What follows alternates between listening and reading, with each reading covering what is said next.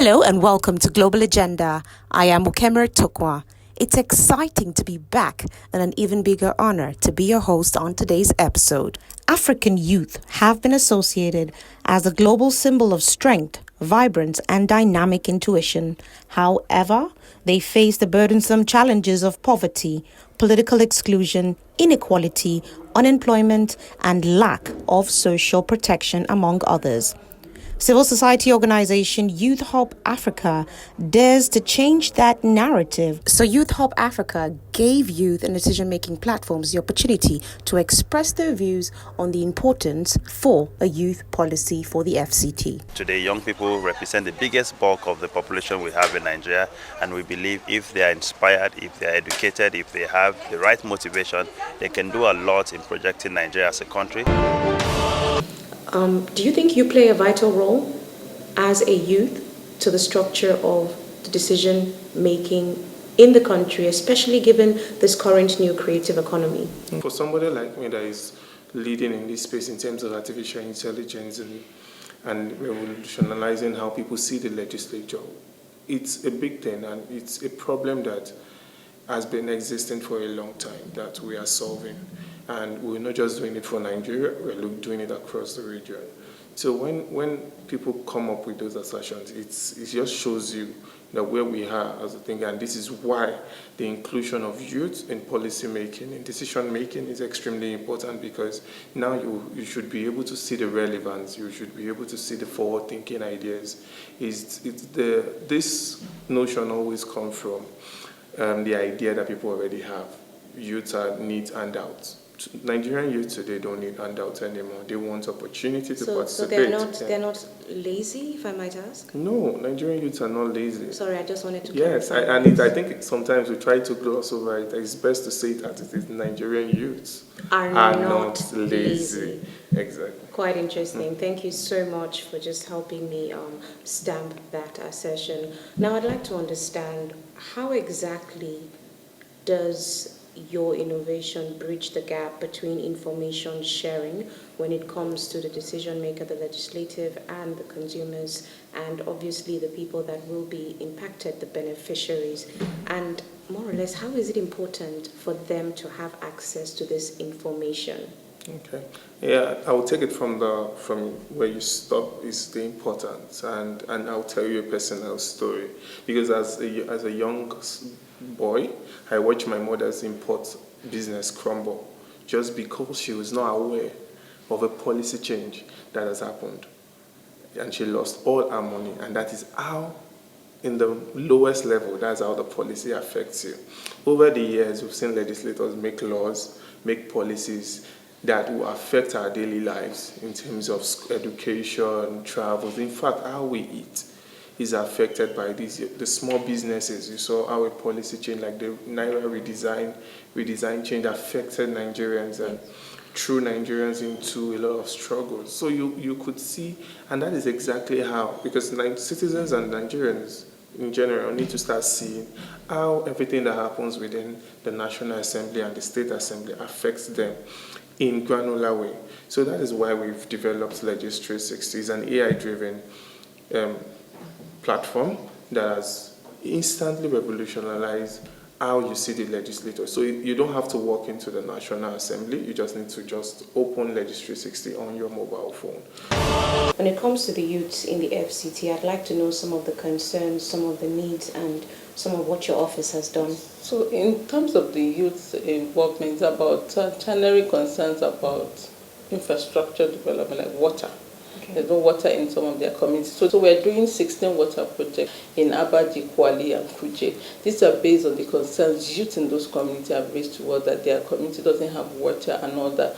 Though it's not my responsibility as an SSA to do the water project, but because there's a thin line between community engagement and development, when you hear some of those concerns, we just try as much as possible to facilitate the development or to address those concerns. So there are issues about that. Another issue about the FCT has been marginalization in terms of appointments. So the recent appointment from the North Central Development Commission, I've gotten concerns about, the person representing us in the FCT is not actually from the FCT. But, they are also concerned about this person has been a resident of FCT for 20 years or is not an indigent. And the FCT has this, we have indigents. But, it's also the reality of the matter is the fact that, FCT is not like a state. We have other people from other regions who have stayed here and taken this place as a home, delivered their children here, and also hopefully believes that this is a home for them. Yes. And should we now also separate them from the political appointment or not is a major concern the leaders need to address. So I've gotten those feedback about marginalization. In terms of, there's a federal appointment, we are being marginalized, our own, because they have 9 tribes, we have the Gbagi, Gede, Gwandara, and all those tribes, who are the major tribes in the FCT, came into being, and those concerns are still what has been addressed. I think some of them are at the table of the National Assembly for them to consider even having a mayor, for them to consider creating more local government in the FCT. Those are major concerns that they've shared with us, and we have shared all those concerns with the presidency and other respective organizations so that they know this is coming from the youth of FCT. They want better recognition, and they also kept mentioning the fact that, and thanking the Mr. President for even appointing a minister, that's the Minister for Special Duty, who is actually one of their tribe members. He's a Gbagi person, and they keep appreciating the president as the first president that will actually appoint somebody as a minister and also members of Federal Executive Council. That's huge for them. With the absence of the policy for the FCT, which is the reason for our conversation, what are we missing out on? Sometimes you don't really know what you're missing out on if you don't know the benefits that you have. And which states, can you mention at least 3 states that have working policies right now that could, be the reason why having one in the FCT would be the absolute game changer? Okay, at the moment, there are about 3 states that have active youth policy. Osun State is one of it, Enugu State and Lagos State. These are the 3 states that have active youth policy.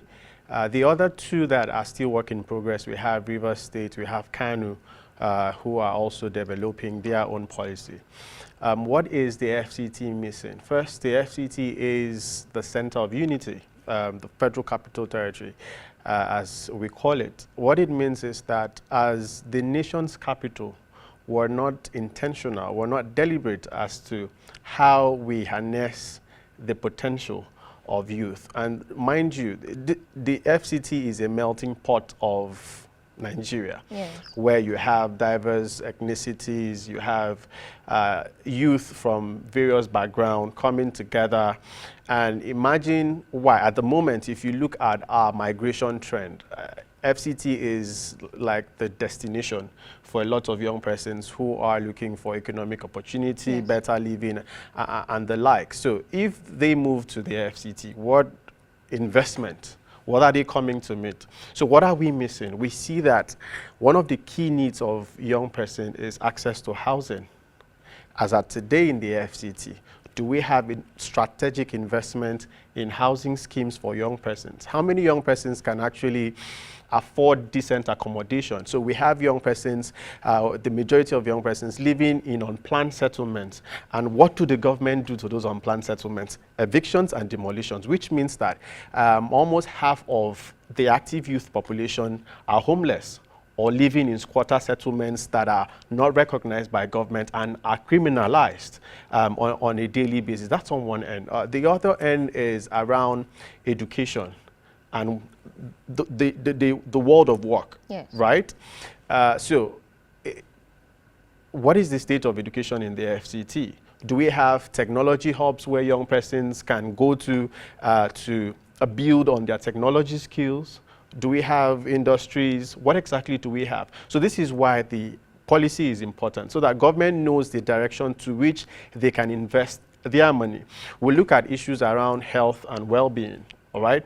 At a certain age, young persons are very exploratory, right? If we do not manage that, we end up having a sick population, because this is an active age range where young persons want to explore sexually?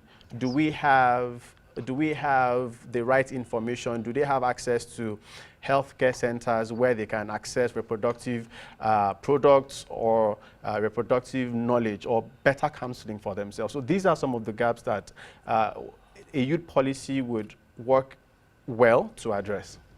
Quite interesting there. Now, what would you say are some major pillars, that should be put in place to checkmate an actual functioning, youth policy for the FCT? Right. So because the youth band and youth, the issues of youth are not homogeneous, a youth policy will look at the spectrum of the needs of young persons. So I did talk about health and well-being, which is one of it. Education. I talked about education and skill building. Yes. I talked about civic engagement, inclusion and participation. Then you also want to look at issues around safety and protection. All right, so these are the spectrum of what a youth policy would look like, because, and then of course, very importantly, economic empowerment for young persons. So these are the areas that a youth policy would critically unbundle, because what I have just said are like key pillars, which you did ask me. But if you then go ahead to unbundle each of those things, you would then be meeting the needs of young persons at, the very minuscule level. I'd like to know, how can the youth get involved to ensure that, this policy actually comes to light in the FCT? What are some things that the, Nigerian youth can do to ensure? Okay, so everything starts and ends with lawmaking, right? So you can't build on nothing. So the first thing the youth of the FCT must do is to engage with government across all levels. At the moment, there is a youth secretariat. So young persons need to engage that secretariat either by writing and calling the mandate secretary to a town hall to say, this is what we need, right? Because what it would do is that as the secretariat sits to make its budget for 2026, they are not just budgeting arbitrarily. They are budgeting based on existing needs, right? Which, of course, a policy would help you address. If a policy, say, invest in education, right, then when budgeting for 2026, a chunk of your budget for that year should go into education. If it says skill acquisition or skill empowerment, then a chunk of your budget should go to that. So these are the things that, or this is how young persons can demand that a policy should come into play. However, the social media is our playground. Let us all use the social media to call government, call on the FCT. What do you have to say to the FCT minister concerning the youth policy as we wrap up? Okay, my one message to the FCT minister is that the people of the FCT appreciate the physical infrastructure that is going on and around the Federal Capital Territory. But what is more important is the human capital development, which the youth policy would address. And if you have to leave an indelible mark in the sands of time, I think that you need to call all of your eggheads together and ensure that before the end of your tenure, we have an FCT youth policy. Thank you so much for staying tuned. I'm Mukemere Tukwa. Join me next week as we explore more of the Sustainable Development Goals. Bye-bye.